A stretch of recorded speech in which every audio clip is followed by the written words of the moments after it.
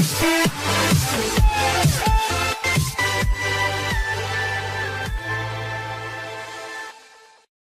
giờ chúng ta xin nhiệt liệt chào mừng thí sinh đầu tiên, đó là thí sinh Phát Tố Văn Danh.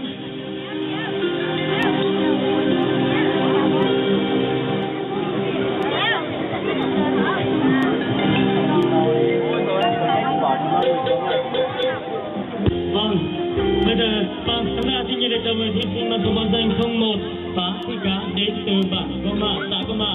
Em sinh năm 2000, em đang học lớp 12, em có chiều cao 1m60, sở thích của em chơi thể thao, ca múa nhạc, ước mơ của em trở thành một chiến sĩ cảnh sát nhân dân Việt Nam.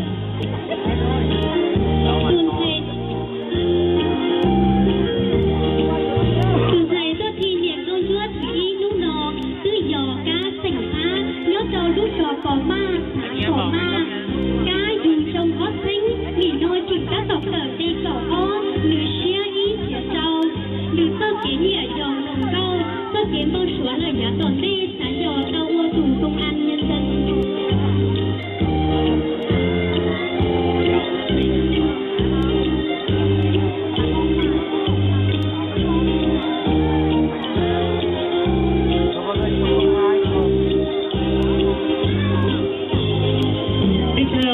Nhiệt liệt chào mừng thí sinh mang số báo danh 02 Người Thị Hoa đến từ bản Á Của A, xã Con Tàu.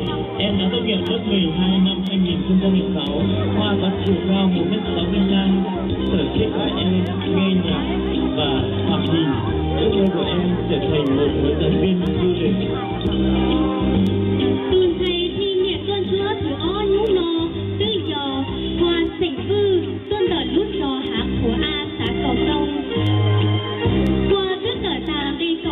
Sông ó sinh cầu trâu, hoa xia ý nghĩa cho chậu chi, nữ số kiến nhẹ dòng lồng câu tiết xem movie, nữ số kiến bao súa là giá tỏ đi, sáng dò ý tù cho bế chủ đầu lục ý bế thờ.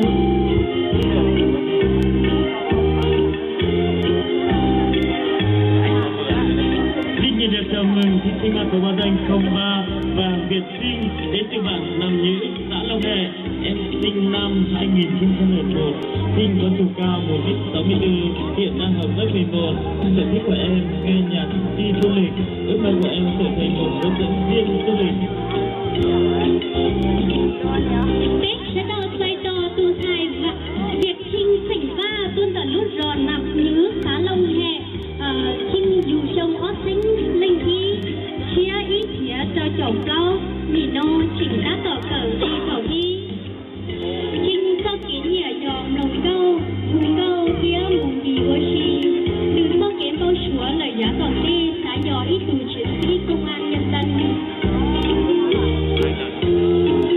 Tiếp theo, chúng ta xin nhiệt liệt chào mừng thí sinh mang số báo danh 04 Lý Thị Chiến đến từ bản Bá Bó, xã Bá Lâm. Em sinh năm 2001, hiện em đang học lớp 11. Em có chiều cao 1m54. Sở thích của em ca múa nhạc, chơi thể thao. Ước mơ của em trở thành một nghệ sĩ múa.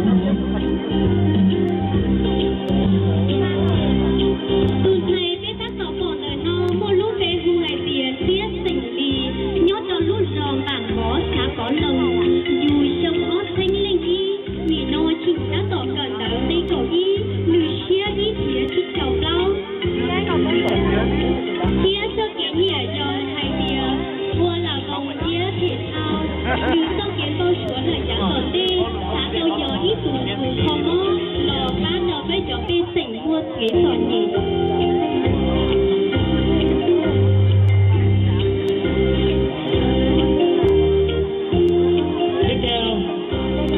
Xin nhiệt liệt chào mừng thí sinh mang số báo danh 05 Tòng Thị Biên đến từ bản Nà La, xã Hồng Bám. Em sinh năm 2011, hiện em đang học lớp 11. Em có chiều cao 1m59. Sở thích của em tóc, thái và múa. Ước mơ của em trở thành một nghệ sĩ múa.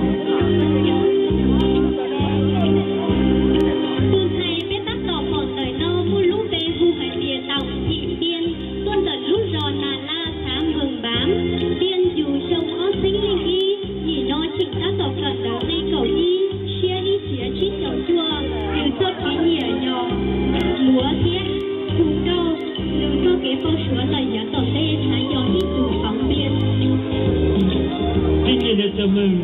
mang số báo danh 06 từ Thị Cá đến từ bản Cô Nghề B, xã Phong Hà. Em sinh năm 2000, hiện em đang học lớp 12.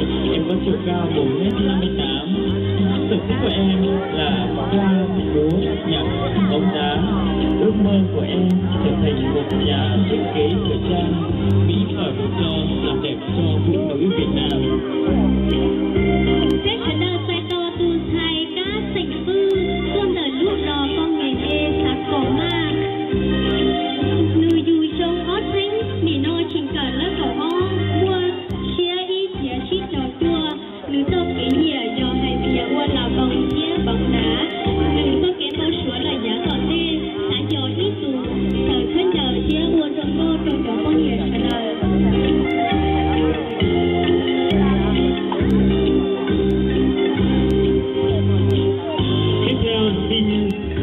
Chào mừng thí sinh mang số báo danh 07 và dự thi đến từ bản Tự Sáng, xã Bá Lâm.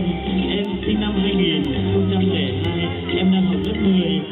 Em có chiều cao 1m60. Em đã trình diễn bộ trang phục truyền thống của dân tộc mình.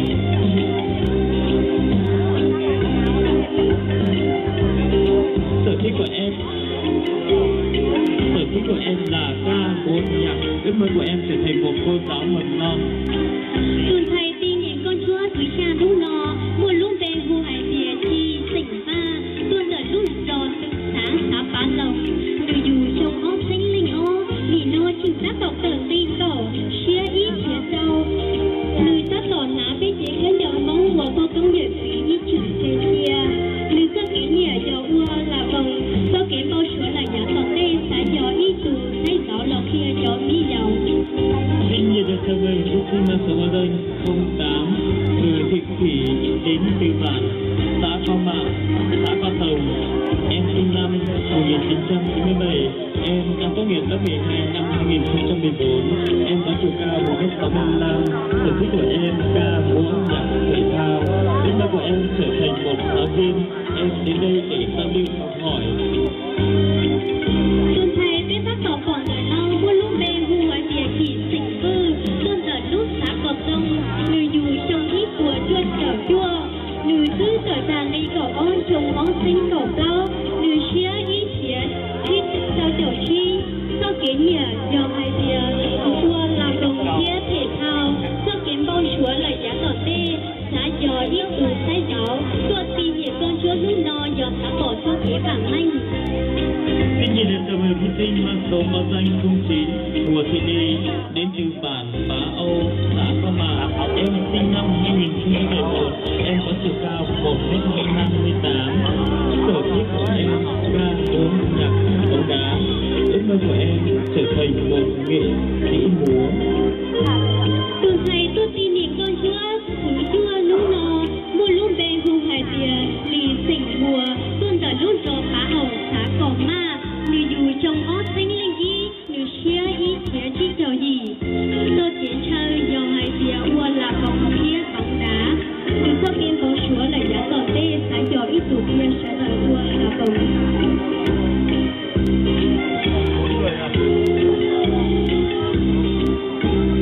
Được chào mừng thí sinh mang số báo danh 10 Thảo Thị Tú đến từ xã Long Hệ.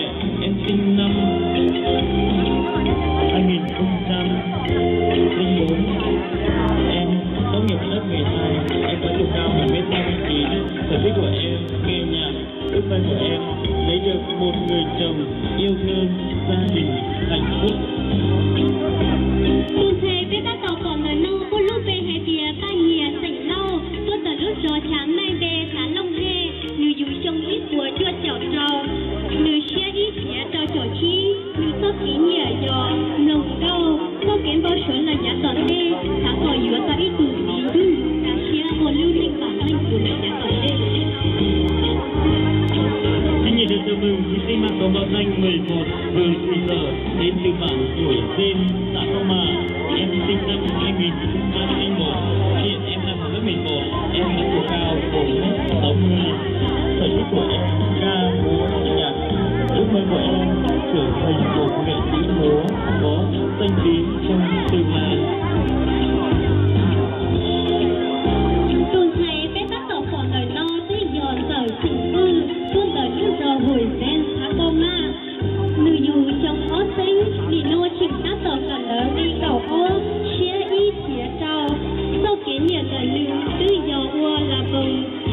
bao chúa lời giá còn đê giá dọc.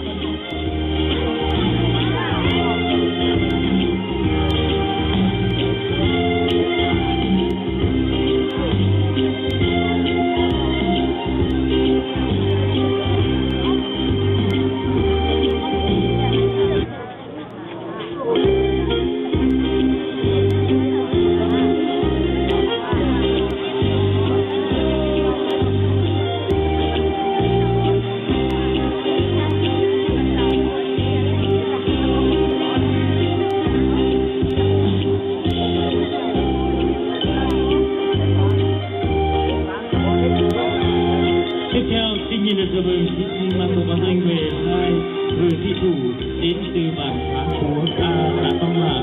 Em sinh năm 2002, hiện em đang học lớp 10, em có chiều cao 1m58. Sở thích của em là ca múa nhạc, đi du lịch. Ước mơ của em trở thành một cô giáo. Chuồn thầy chú tổ ô tôi tin nhị tôi vô lúc nó giờ thủ tỉnh cư tuôn tờ lúc rò há của A khá có ma dù trong ó sánh linh ó để nôi trình các tộc cờ tớ đi cầu chia ý thía khi chầu gì nữ sắc cái nhẹ dò đìa quân là vòng thía mù gì vô chi từ sau kiến bao số là giá tỏ tê xá dò ý thủ thủ thiệt tớ.